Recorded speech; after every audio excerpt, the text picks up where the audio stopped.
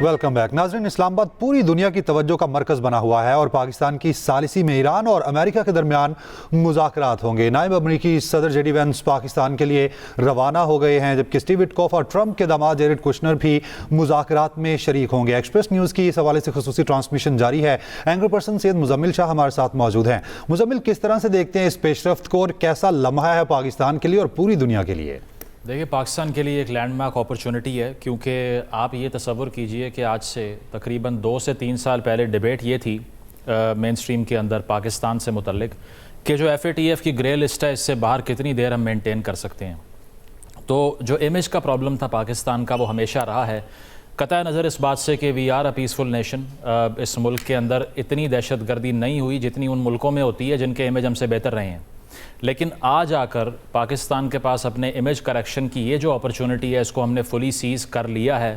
بہت سے لوگوں کو میں سن رہا ہوں وہ یہ بات کر رہے ہیں کہ پاکستان کی کریڈیبلٹی ایٹ سٹیک ہے۔ ایٹ سٹیک نہیں ہے، یہ مذاکرات پاکستان بذات خود جو ہے اس میں ایز این اوپینین میکر نہیں شامل ہے، بلکہ فیسیلیٹیٹر کے طور پہ ہے۔ ہم نے پلیٹ فارم مہیا کرنا ہے، اس کا جو رزلٹ سامنے آتا ہے اس کا قطع نظر اس بات سے کہ ایران اور اسرائیل یا پھر امریکہ یہ پارٹیز ٹو دی اوفینس ہیں، لیکن چاہے اس کی آؤٹ پٹ آتی ہے یا نہیں آتی، امید سب کو یہی ہے کہ آنی چاہیے، کیونکہ گلوبل پیس ایٹ سٹیک ہے، ٹریڈ ایٹ سٹیک ہے، اکانومی ایٹ سٹیک ہے۔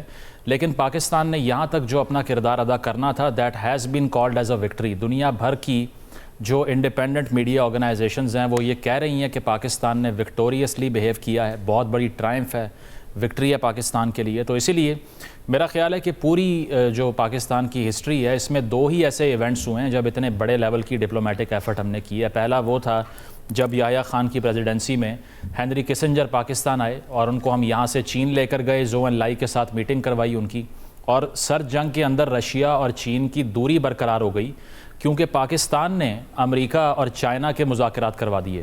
آج یہ دوسرا لمحہ ہے جب گلوبل سٹیج کے اوپر اتنی بڑی جنگ، جس کو رکوانے کے لیے صرف پاکستان نہیں بلکہ پوری دنیا کی نظریں ہم پر تھیں، کیونکہ ایسا کوئی بھی فریق نہیں تھا جس پہ سب ٹرسٹ کرتے ہیں۔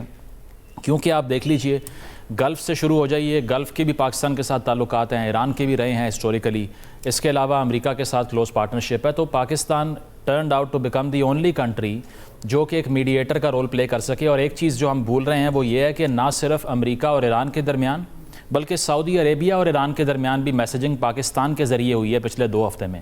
وہاں پر جو ان کی آئل فیلڈز پر اٹیک ہوئے یا سب کچھ ہوا، ریسٹرینٹ کا مظاہرہ کیا سعودی عربیہ نے just because Pakistan was there, اور ایران نے بھی منیمم ڈیمیج انفلکٹ کیا بیکاز آف پاکستان۔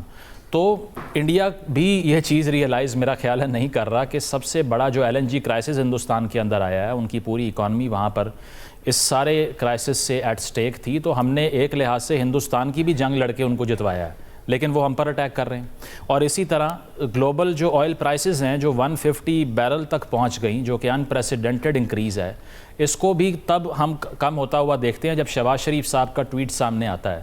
تو ہم نے کبھی کسی پولیٹیکل لیڈر کو اتنا ہائپ کرنے کی جو ہے وہ ایفرٹ نہیں کی، لیکن یہاں پر اگر ہم دیکھیں تو مجھے نہیں یاد کہ پاکستان کی تاریخ میں کوئی ایسا پرائم منسٹر تھا جس کے ایک بیان سے فائنینشیل مارکیٹس اور آئل مارکیٹس ہل گئی ہوں، جو کہ ہم نے ہوتے ہوئے دیکھا ہے۔ تو اتنی پرومیننس پاکستان کی، اس کو سیلیبریٹ کرنا چاہیے، قطع نظر اس بات سے کہ کیا رزلٹ نکلتا ہے اس مذاکراتی عمل کا۔ But the effort that we have done, ہمارے فارن آفس کی تعریف ہونی چاہیے، سول ملٹری پارٹنرشپ کی تعریف ہونی چاہیے، کیونکہ اس سے پہلے اتنے بڑے سٹیچر کے اوپر میں نے ایسی ایفرٹ نہیں دیکھی پاکستان میں۔ صحیح، بالکل ایسے ہی مزمل، یہ قابل ستائش بات ہے اور پاکستان کے سٹیٹس کے لیے ایک بہت اہم اور عمدہ بات ہے جو کہ آج عالمی منظرنامے پر پاکستان ایک تارے کی طرح چمک رہا ہے۔ سید مزمل شاہ ہمارے ساتھ شریک گفتگو تھے، بہت شکریہ آپ کا۔